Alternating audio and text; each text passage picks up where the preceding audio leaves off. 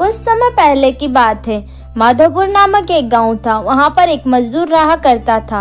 वह मजदूर हर दिन मजदूरी किया करता था। उसके कमाए हुए पैसे से ही उसका घर चलता था। उसने मजदूरी छोटी उम्र में ही करना शुरू कर दिया था। इस वजह से वह बहुत ज्यादा कमजोर हो चुका था और एक दिन मजदूरी करते हुए उसे अचानक चक्कर आ जाते हैं और वह गिर पड़ता है और उसकी मृत्यु वहीं हो जाती है। कुछ लोग उसकी पत्नी के वहाँ यह सूचना पहुँचाते हैं और उसके देह को भी लेकर जाते हैं। उसकी पत्नी बहुत ज्यादा रोती है और वो पूरे तरीके से टूट चुकी होती है। उसके 3 बेटियां भी थी जिसका ख्याल उसे ही रखना था। उन बेटियों का ध्यान रखने के लिए और घर संभालने के लिए उसे संभलना पड़ता है।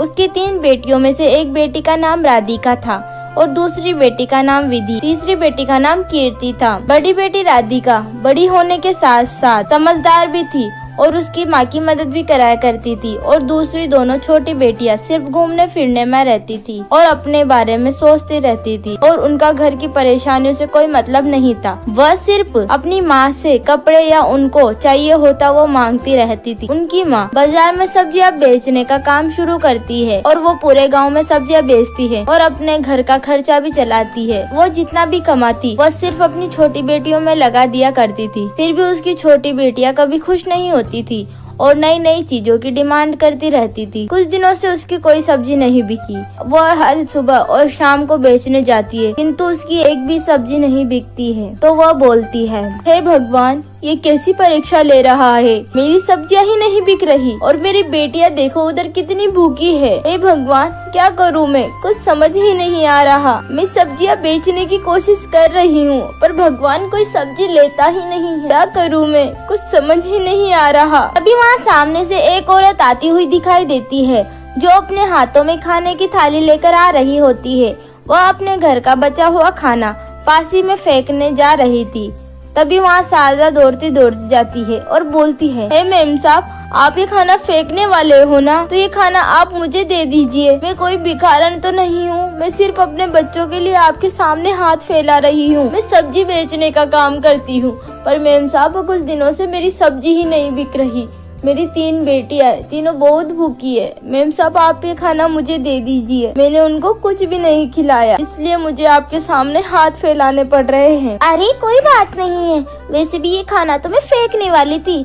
अगर ये किसी के काम आता है इससे मुझे थोड़ी ही दिक्कत होगी। अगर तुम्हें पैसे की जरूरत तो मैं तुम्हें पैसे दे सकती हूँ। कल मेरे घर में प्रोग्राम था। उस प्रोग्राम में मेरा घर बहुत गंदा हो गया और कुछ बर्तन भी मांजने हैं। तुम घर साफ करके बर्तन मांज दो। मैं तुम्हें उसके बदले बहुत अच्छे पैसे दूंगी जिससे तुम्हारे हाथ में 2 पैसे भी आ जाएंगे और तुम तुम्हारे बच्चों का ध्यान भी रख सकती हो और अच्छा खाना भी खिला सकती हो। और शारदा ये सब बात सुनकर काम के लिए हाँ बोल देती है और उसके घर के अंदर चली जाती है और जल्दी जल्दी घर का सारा काम कर लेती है और बर्तन भी साफ कर देती है। और वो मैम साहब इन काम के बदले शारदा को पैसे देती है और शारदा खाना और पैसा लेकर अपने घर के लिए निकल जाती है। और वो जैसे ही रास्ते पर जा रही होती है उसको एक गाड़ी टक्कर मार देती है। भगवान का शुक्र होता है कि गाड़ी ज्यादा जोर से नहीं थी इसलिए वो बच जाती है। इसलिए उसे छोटी मोटी चोट ही लगती है। लोग उसको हॉस्पिटल पहुंचाकर उसको मलहम पट्टी लगवाकर घर पहुंचाते हैं। शारदा की ऐसी हालत देखकर उसकी बड़ी बेटी बहुत ज्यादा रोती है और बहुत ज्यादा दुखी होती है और वो अपनी माँ से कहती है, माँ आपके क्या हो गया, आपको ये चोटें कैसे लगी, आप कैसे सही होंगे माँ। नहीं बेटी, मेरे ज्यादा नहीं लगी। ये तो विधि का विधान है, जो होना है वो होकर रहता है, तुम चिंता मत कर। अरे माँ तो बिना मतलब ही चोट लगा कर आ गई। किसने कहा था इन्हें चोट लगवाने के लिए। माँ आप तो मेरे पिज्जा बर्गर कहाँ है, आप मुझे पिज्जा बर्गर दीजिए। हमने आपसे मंगवाया था ना माँ। हाँ ये बिल्कुल सही कह रही हो दीदी, आप आपसे पिज्जा बर्गर मंगवाया था ना माँ। पिज्जा बर्गर तो नहीं लाए, ऊपर से चोट लगवा कर आ गई। और माँ आप ड्रामा तो छोड़ो, क्या नाटक कर रही हो। हमारे लिए पिज्जा बर्गर लेकर आओ, मैं पिज्जा बर्गर खाने का बहुत मन है माँ। ये कैसी बातें कर रही हो, तुम दोनों को बिल्कुल भी शर्म नहीं आ रही है क्या। तो माँ को चोट लग गई, ऊपर से तुम्हें पिज्जा बर्गर खाने की दिख रही है। अरे बेटा तू चुप हो जा, अब ये दोनों छोटी है, इन दोनों में ज्यादा समझ नहीं है, बड़ी होगी तो सब समझ जाएगी। माँ इन्हें बिल्कुल भी समझ नहीं है, इनको बस सीधा खाना मिल जाता है ना। आप कमा के लाती हो और ये खा लेती है और इनकी हर इच्छा पूरी कर देती हो। जब ये खुद कमाएगी और दर दर की ठोकरें खाएगी ना, तब इन्हें पैसे की अहमियत पता चलेगी। जब बाहर जाएगी, पैसे कमाएगी, तब इन्हें पैसे की अहमियत पता चलेगी।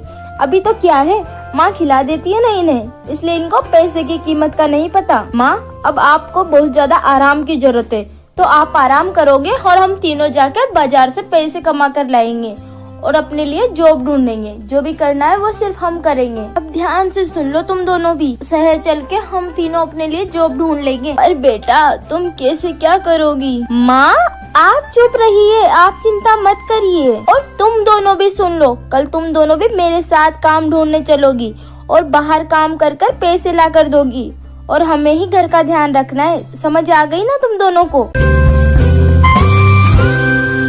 वह सुबह होते ही शहर के लिए निकल जाती है। शहर जाने का रास्ता एक जंगल में होते हुए जाता है। दोनों छोटी बहनें पहले ही बड़ी बहन को नापसंद करती थी, किंतु कल रात की हुई बातों से तो उन्हें उससे नफरत ही हो जाती है। वो दोनों एक दूसरे से बातें करती है। ये बड़ी दीदी अपने आप को क्या समझती है? बड़े होने का ज्यादा ही फायदा उठा रही है ये तो। हाँ दीदी, आप बिल्कुल सही कह रही हो। हमारी ये उम्र है क्या काम करने की? क्या हम काम करने के लिए है क्या? हम कितने सुंदर लगते हैं, हम काम करके हमारी त्वचा खराब करेंगे क्या? इनको तो समझ ही नहीं आता। तो ये बड़ी दीदी है ना, तो हमें बात माननी पड़ेगी। पर मैं बिल्कुल भी बाहर काम करना नहीं चाहती। क्या करूँ, मुझे कुछ समझ ही नहीं आ रहा। मुझे नहीं जाना बाहर काम करने। तू चिंता मत कर, हम दोनों को जहाँ भी इस जंगल में खतरा दिखाई देगा, वहाँ पर हम दीदी को छोड़कर भाग जाएंगे। समझ आ गई ना? तो जानवर उन्हें दीदी को खा जाएंगे। हम दोनों तो आराम से जिएंगे और माँ है ही सही हमें खाना खिलाने के लिए। समझ रही है ना? हाँ दीदी, बिल्कुल सही कह रही हो। फिर वो तीनों मिलकर आगे बढ़ती है और चलती जाती है और रास्ते में उन्हें एक बूढ़ा इंसान दिखाई देता है जो उन्हें बोलता है, बेटियों, तुम तीनों के पास कुछ खाने के लिए हो तो मुझे कुछ खाने के लिए दे दो। मैं बहुत भूखा हूँ, कुछ दिनों से मैं इधर उधर भटक रहा हूँ, कुछ खाने के लिए दे दो बेटा। अभी बीच वाली बहन बोलती है, हाँ बूढ़े व्यक्ति, अगर हमारे पास कुछ खाने के लिए होता तो हम कमाने के लिए क्यों जाते और शहर क्यों जाते? हमारे पास कुछ भी नहीं है खाने के लिए, चलो भगो यहाँ से। बहन, ये कौन सा तरीका है बात करने का? अगर तुम्हारे पास कुछ खाने के लिए नहीं है तो तुम प्यार से भी तो इन्हें मना कर सकती हो ना। यूँ चिल्ला के बोलना और बदतमीजी से बात करना किसने सिखाया तुम्हें? सुनो बाबा, हमारे पास आपके लिए कुछ भी नहीं है और हम खुद ही शहर जा रहे हैं काम की तलाश में।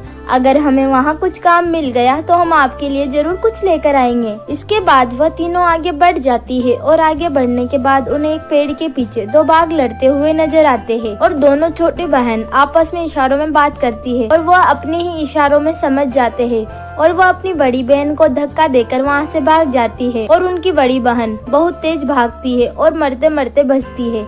और आगे बढ़ने के बाद वह 3 नंदी वाली जगह पर आ जाती है जहाँ पर पहले से ही उसकी दोनों बहनें खड़ी होती है जिनके पास वो गुस्से से जाती है। तभी वहाँ पर एक परी प्रकट होती है और कहती है, तुम्हारा मेरी प्यारी 3 नदियों में स्वागत है। मैं इन नदियों की परी हूँ। जिन लोगों को मदद की जरूरत होती है मैं उनकी मदद करती हूँ। मुझे तुम तीनों बहुत ज्यादा परेशान दिखाई दी, इसलिए मैं तुम्हारी मदद करने के लिए आई हूँ। ये जादुई नदियाँ हैं, जिनमें से एक नदी में हीरे जवाहरात और दूसरी नदी में सोना चांदी और तीसरी नदी में जरूरतमंद लोग हैं जिन्हें किसी व्यक्ति की जरूरत है जो उनकी सेवा कर सके। अब आप लोग डिसाइड कीजिए कि आपको कौन सी नदी में जाना है और अपनी मर्जी से कोई सी भी नदी चुन सकते हो। मैं तो सिर्फ हीरे जवाहरात ही चुनूंगी। हीरे जवाहरात कितने कीमती होते हैं ना? हाँ दीदी, और मैं तो सिर्फ सोना और चांदी ही चुनूंगी। सोना चांदी कितने कीमती होते हैं और उनसे मैं पूरी दुनिया पे राज कर सकती हूँ। और पूरी दुनिया सिर्फ मेरे बारे में ही बात करेगी। नंदी, सोना, हीरे जवाहरात क्या है इन सब में? सब यहीं तो रह जाना है। मैं तो सिर्फ उन जरूरतमंद लोगों की मदद करना चाहती हूँ जिनको किसी व्यक्ति की जरूरत है। पता नहीं कैसी हालत में होंगे, वो क्या कर रहे होंगे, पर ही मैं उनकी ही मदद करना चाहती हूँ। इतना कहते ही वह तीनों अपनी अपनी नाव में बैठ जाती है। एक बहन हीरे जवाहरात अपनी नाव में भर लेती है और दूसरी बहन सोना चांदी अपनी नाव में भर लेती है, किंतु इतना वजन होने के बाद उनकी नाव बहुत ज्यादा डूब जाती है और वो दोनों भी डूब जाती है और उसी नदी में उन दोनों की डूबने से मृत्यु हो जाती है। दूसरी तरफ बड़ी बहन लोगों को ढूंढ रही होती है जिन्हें मदद की जरूरत है, किंतु उसे कोई भी नहीं मिलता और उसे बहुत ज्यादा हीरे जवाहरात और सोना चांदी मिलते हैं। वो उनको उनकी नाव में रख लेती है और वह बाहर आ जाती है और वह चारों तरफ देखती है, किंतु उसकी बहनें वहाँ नहीं होती है। तो वो परी से बोलती है, परी आप मुझे बताओगी मेरी दोनों बहनें कहाँ हैं? वो अभी तक नहीं आई क्या? तुम्हारी बहनों ने बहुत ज्यादा लालच किया था और जितना सोना उन्हें लेना था उससे ज्यादा वो नाव में भर लेती है, जिसकी वजह से उनकी नाव डूब जाती है और वो दोनों मर जाती है। इतना सुनते ही वो बहुत ज्यादा रोती है और कहती है, कृपया करके मेरी बहन को वापस ले आओ। परी मुझे ये सोना ये दौलत नहीं चाहिए, मुझे सिर्फ मेरी बहनें चाहिए। माना उन्होंने बहुत ज्यादा लालच किया था, उन्हें जितना चाहिए था उन्होंने उतना नहीं लिया, किंतु आप मेरी बहनों को वापस कर दीजिए परी माँ। लेकिन तुम्हारी बहनों ने तुम्हें मारने की कोशिश की थी और तुम्हें याद है उन्होंने तुम्हारी माँ से कैसे बातें की थी, और उन्हें तो तुम्हारी कदर भी नहीं है और लोगों को बिल्कुल भी आदर सम्मान भी नहीं करते। तुम उन्हें क्यों बचाना चाहती हो? आप सही कह रही हो, लेकिन वो मेरी बहनें हैं, मैं उन्हें ऐसे नहीं देख सकती और अभी वो छोटी है, वो बड़ी होगी तब तक मैं उन्हें समझा दूंगी। आप कृपया करके उन्हें छोड़ दीजिए। तुम बहुत अच्छी हो, तुम्हारी अच्छाई से मैं खुश हूँ, इसलिए मैं तुम्हारी बहनों को तुम्हें वापस लौटा रही हूँ। और परी जादुई छड़ी लाती है और छड़ी आसमान में घुमाती है, जिसकी वजह से उसकी दोनों बहनें जिंदा हो जाती है और वहाँ आ जाती है। पर जिंदा होने के बाद दोनों बहनें अपनी बड़ी बहन के पाँव में गिर जाती है और उनसे माफी मांगती है और उनकी बड़ी बहनें दिल के साफ होने के कारण उन्हें माफ कर देती है और परी उन्हें बहुत ज्यादा सोना और चांदी देती है, उन्हें जादू से उनके घर पहुंचा देती है और वह तीनों घर आने के बाद अपनी माँ को सारी बात बताती है और वह तीनों बहनें उनकी माँ के साथ खुशी खुशी रहने लगते हैं और वो दोनों भी बदल जाती है। हेलो दोस्तों, तो आपको ये कहानी कैसी लगी हमें कमेंट करके जरूर बताइए। ऐसी ही मजेदार कहानियाँ देखने के लिए कार्टून टीवी को सब्सक्राइब करो। Bye bye.